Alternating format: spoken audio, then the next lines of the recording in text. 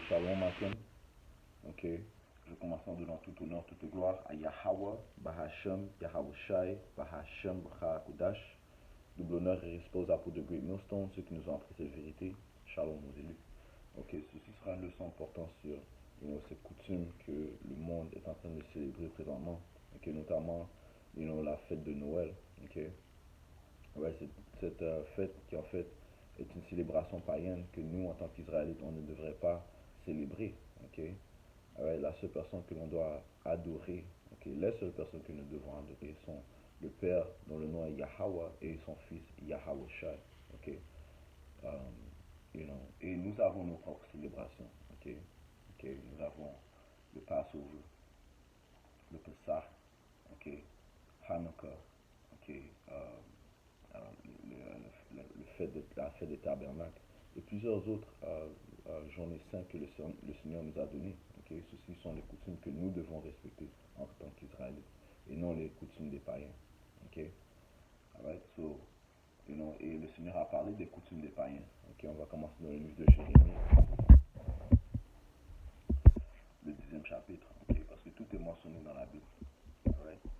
On mentionne le livre de Jérémie, le 10e chapitre. Et le premier verset, ça dit ici: Entendez la parole que le Seigneur vous parle aux maisons d'Israël, ainsi dit le Seigneur.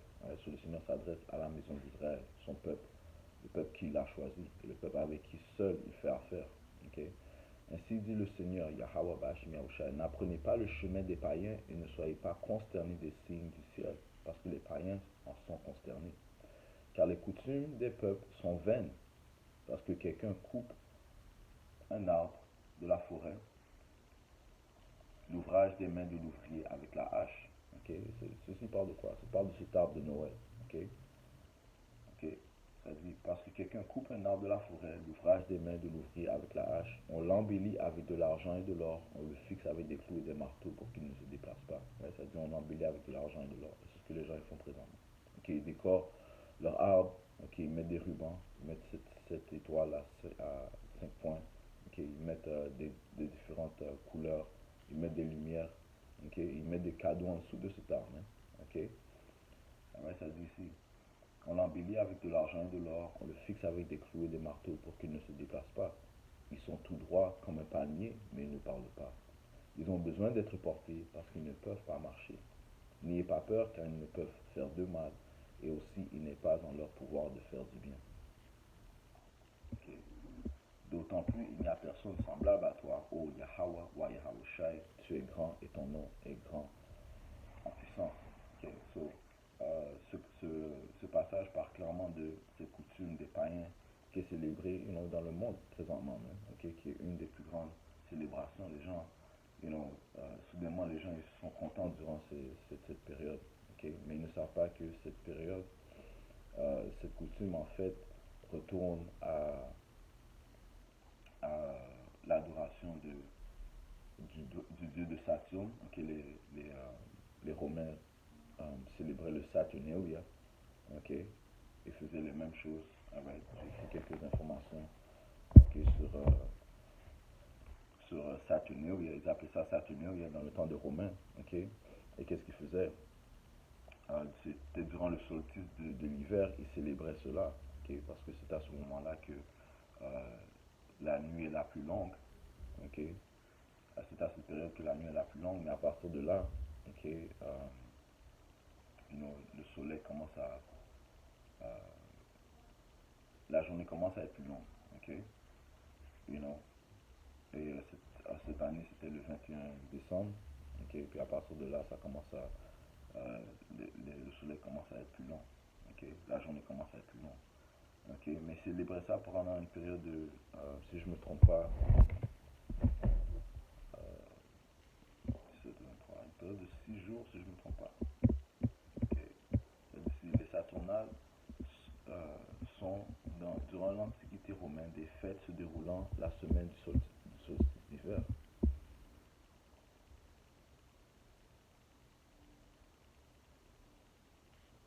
Ça dit soit du 17 au 23 décembre, qui célèbrent le dieu Saturne et sont accompagnés de grandes réjouissances populaires. Alright? Et c'est ce que les gens font présentement même. Okay? Ils se préparent repas avant le 25 décembre. Ça dit 23 décembre, mais ça revient à la même festivité. Durant cette période, les barrières sociales disparaissent, on organise des repas, échange des cadeaux, ok, offre des figurines aux enfants et on décore les maisons avec des plantes vertes, du roux, du gui et du lierre, notamment. D'autres fêtes furent instituées ultérieurement à cette période dans Noël. Ok. Ouais, so, c'est basé sur le Saturnalia. Mais avant même cela, ok, avant même cela, les gens adoraient Nimrod. Ok, so, en fait, spécifiquement, la Noël retourne à l'adoration de Nimrod. Qui est Nimrod? Nimrod était un ancien roi de Mésopotamie. Ok? Il est aussi connu, celui dans la Bible, le livre de Genèse, le 10e chapitre. Ok, ça décrit Nimrod comme étant un puissant guerrier, un puissant chasseur devant le Seigneur. Ok? Et celui qui aussi était derrière la création de la tour de Babel. Ok? So, Nimrod, Nimrod avait une femme dont le nom était Semiramis. Ils ont eu un enfant dont le nom était Tammuz. Ok? Et Tammuz était aussi connu. Mais ils ont déifié, vraiment ils ont déifié Tammuz. Ok? Même Semiramis a été considérée comme une déesse de la lune. Ok? Tammuz a été déifié, le fils de Semiramis et Nimrod a été déifié comme euh, le, le dieu du soleil des Babyloniens. Ok? Alright?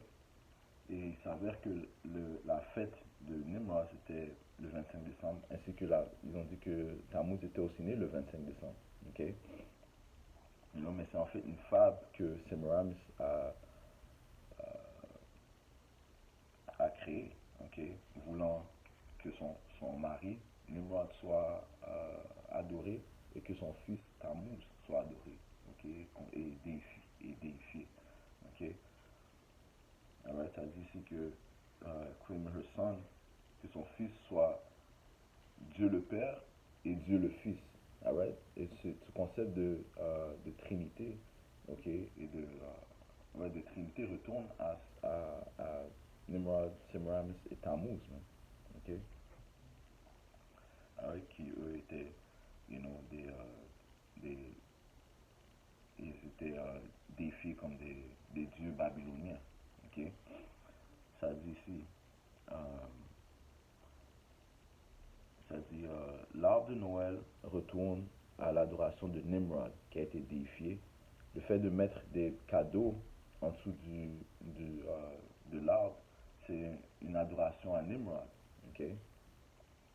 Alright? Mettre des rubans autour de l'arbre retourne encore à l'adoration de Nimrod. Et en fait, c'est une manière de prier, c'est un concept de prier au soleil. Ok? Et finalement, ok, la Noël est l'adoration du soleil. Ok? So, et tout ceci retourne à des coutumes vaines. Adorer le soleil. Ok? Adorer un arbre. Ok? Les créations du Seigneur. Ok? Et les gens, présentement, ok, incluant les Israélites, aucun grand nombre d'Israélites ne savent même pas qu'ils sont en train d'adorer des dieux païens, même. Ok? Des faux dieux. Alright? So, j'ai quelques préceptes. Ok? You know? Alright. Allons au livre de sagesse, le 13e chapitre. Ok? Ce que encore une fois, comme j'ai mentionné, on doit adorer Yahweh Bashim Yahushua. Il est le créateur de toutes choses. Et c'est lui qui a créé le soleil, ok? Et la lune, ok? Et les arbres, et tout ce qui. Tout, toute création sur la terre, même, ok? Sagesse 13 a dit ici: vains sont tous ceux des hommes par nature, chez qui l'ignorance de Dieu s'est installée. Ouais. En fait, ils sont aveuglés. Donc, l'ignorance de Dieu est installée en eux. À partir des biens visibles, ils n'ont pas été capables de connaître celui qui est. Qui est. Ok? À partir des biens visibles, ils n'ont pas été capables de connaître celui qui est. pas plus qu'ils n'ont reconnu l'artisan en considérant ses œuvres. Right? Ils n'ont pas considéré celui qui a créé toutes ces choses-là. Okay? Le créateur de l'univers. Okay? Mais c'est le feu, le souffle ou l'air léger, les cycles des astres ou l'eau impétueuse ou les luminaires du ciel, le soleil, réglant le cours du monde, le soleil ou la lune, qu'ils ont pris pour des dieux. Right? Je relis verset 2. Mais c'est le feu, le souffle ou l'air léger, le cycle des astres ou l'eau impétueuse ou les luminaires du ciel réglant le cours du monde qu'ils ont pris pour des dieux. Sont-ils séduits par leur beauté? Sont-ils séduits par leur beauté quand ils les considèrent comme des dieux? Qu'ils sachent combien le maître de ces choses leur est supérieur. Yahweh Shemashah a créé ces choses-là. So, évidemment, il est supérieur à ces choses-là. Okay? Car celui qui est à l'origine de la beauté les a créés. Right? Et ces choses-là sont belles. Okay? Mais celui qui est le créateur de ces choses-là, à quel point est-il encore plus beau? Okay? De quelle manière est-il encore plus glorieux, plus majestueux? Et pour créer ces choses-là. Okay? Pour obtenir la sagesse de créer ces choses-là. Okay? Alright, ça dit ici. Sont-ils frappés par leur puissance et leur efficacité qui comprennent à partir de ces réalités combien est plus puissant celui qui les a faits? Car la grandeur et la beauté des créatures conduisent par analogie à contempler leur créateur. En analysant ces choses, tu contemples Yahweh, tu médites sur la, la,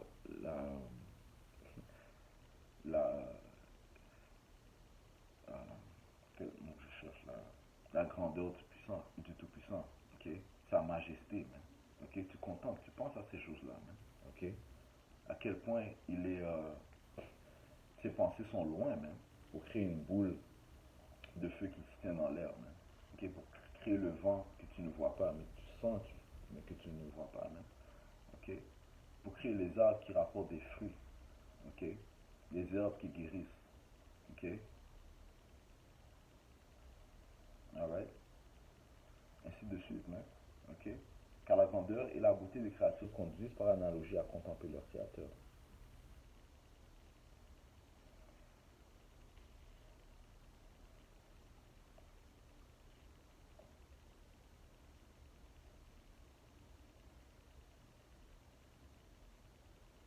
Ok, verset 9. Uh, that's it on that, man. Ça dit ici. Uh,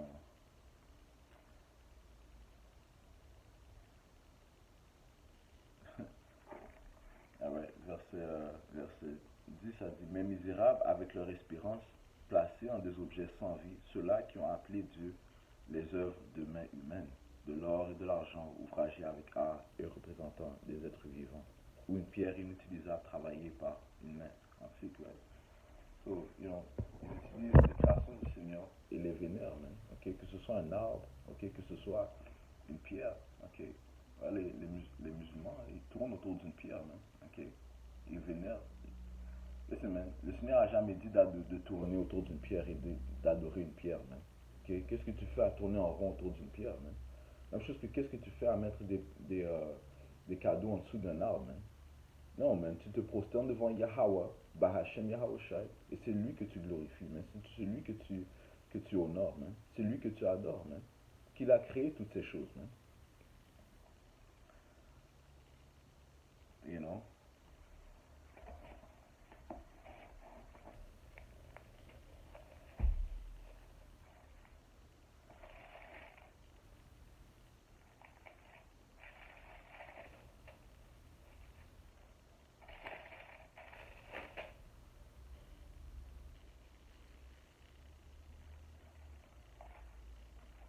Verset, verset 16.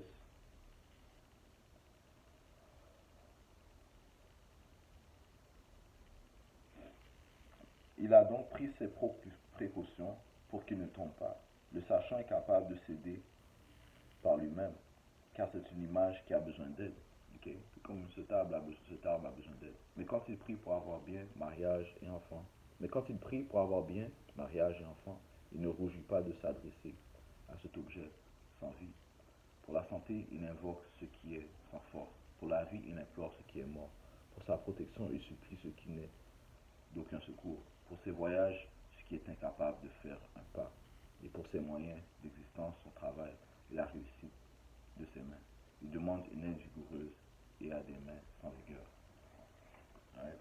So, ces gens-là, en fait, ils adorent un arbre. Et cet arbre représente Nimrod, man. OK? Alright? Et les Romains, encore une fois, comme je mentionnais plus tôt, ils adoraient ce dieu Saturne, hein, okay, qui encore est un dieu qui n'existe pas, man. OK? Alright? Et ça dit que Saturne demandait des sacrifices des enfants, man. OK? La tradition était que, encore une fois, on a lu plutôt, ça dit, ils s'échangeaient des cadeaux, euh, s'embrasser en dessous du mistletoe, comme un genre de feuille là. Et ils font ça comme coutume, dès qu'il y a un mistletoe, ils commencent à s'embrasser. Ok, encore une fois, le sacrifice des enfants. Ok, ils demandaient le sacrifice des enfants. Ok, décorer les arbres avec des lumières. Ok, et aussi le port du chapeau, ça s'appelle le felt hat. Ok, et comme ils portent le chapeau rouge, même. Alright? Tout retourne à des coutumes romaines qui en fait retournent encore plus loin des coutumes des Babyloniens, même. Ok? Nimrod, l'ancien roi de Mésopotamie. Alright? Ok? Um, you know, et les mêmes choses, et les Israélites font encore ces bêtises présentement. Mais tu vois, on est Ézéchiel. Parce que ça dit ici dans le livre d'Ézéchiel, le 8e chapitre, que même les Israélites vénéraient le soleil, même. Ok? Ézéchiel 8, et verset.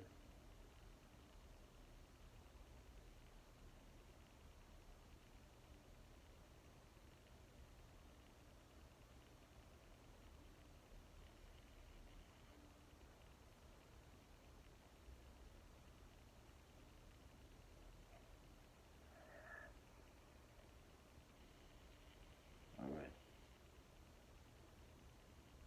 Verset 13, il me dit, tu vas voir encore d'autres grandes abominations qui sont en train de commettre, right? Les Israélites, commençant par les leaders, même. Ça dit ici, il m'emmena à l'entrée de la porte de la maison du Seigneur, celle qui regarde vers le nord. Là étaient assises les femmes qui pleuraient Tammuz, right? Tammuz encore, le fils de Nimrod et Semiramis. Nimrod et Semiramis, that's right. Ok? Qui a été considéré comme il a été déifié, même. Ok? Il me dit, as-tu vu, fils d'homme, tu vas avoir encore d'autres abominations plus grandes que celle-ci. Il m'emmena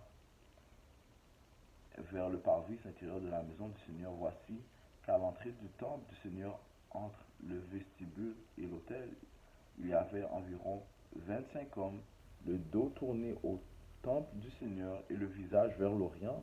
Ils se prosternaient vers l'Orient devant le soleil. Ouais, ça, ils prosternaient devant le soleil. Okay? Ils adoraient le soleil. Hein? Imagine-toi ça. Hein? Okay? So, lorsque vous célébrez la Noël, vous célébrez, vous adorez le soleil, man. Vous adorez Tammuz, man. You know? Ce qui est une grande abomination, c'est une grande abomination, man. Et qui mérite la mort, man. Si vous ne vous repentissez pas, c'est la mort qui vous attend, man. Ok? Ça dit ici, euh, il se prosternait vers l'Orient devant le soleil. Il me dit, as-tu vu, fils d'homme? Est-ce trop peu pour la maison de Juda de commettre les abominations qu'ils commettent? Ils remplissent le pays de violence et ils recommencent à m'offenser. Ils manifestent leur force avec colère. À mon tour d'agir avec fureur. Mon œil n'aura pas compassion et je serai sans pitié. Ils pousseront de grands cris à mes oreilles et je ne les écouterai pas. Okay? Tu passes au 9e chapitre, ça parle du jugement que le Seigneur va apporter. Man. Ça dit ici, il cria à mes oreilles d'une voix forte. Le châtiment de la ville est proche et que chacun ait en main son instrument d'extermination. Voilà que 6 hommes venaient de la porte supérieure qui est tournée vers le nord. Chacun avait en main son instrument d'extermination. Et ces hommes sont des anges, même. Okay? Les anges qui vont exécuter le jugement cruel de Yahweh Shemi Yahushai. avec droiture. Au milieu d'eux, il y avait un homme vêtu de lin, avec une écritoire de scribe à la ceinture. Ils vinrent et se tinrent à côté de l'autel de bronze.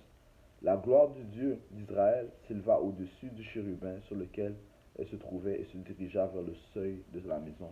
Alors il appela l'homme vêtu de lin et portant un écritoire à la ceinture.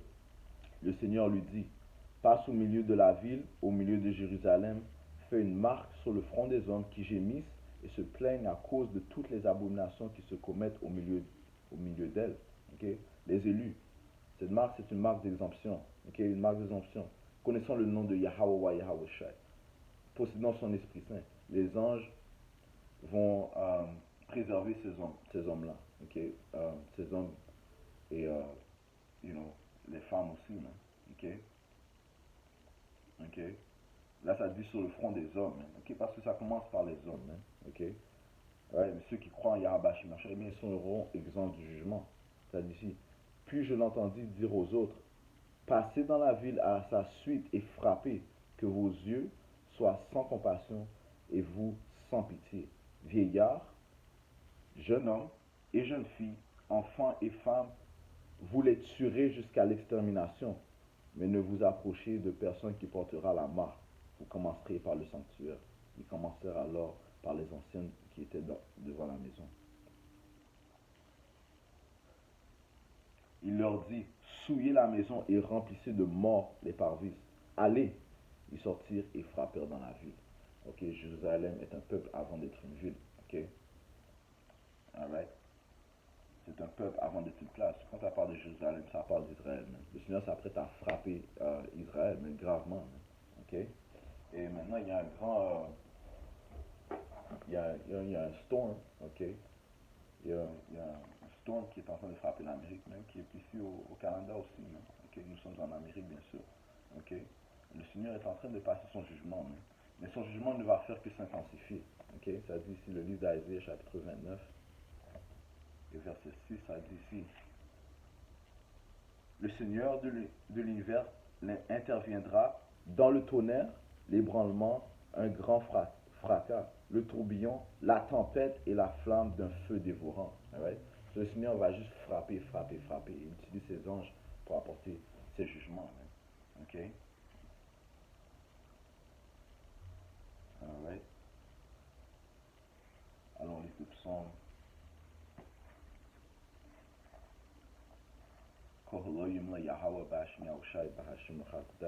Un grand jugement s'apprête à venir sur la planète Terre. Okay? Alright? Ceux qui ne se repentissent pas, okay, vous les Israélites, que vous ne vous repentissez pas, eh bien, la gloire de Jacob approche rapidement, mais le Seigneur ne va pas retourner sur ses paroles. Okay? Sa parole n'est pas en vain. Okay? Psaume 96, verset 4, ça dit ici, car le Seigneur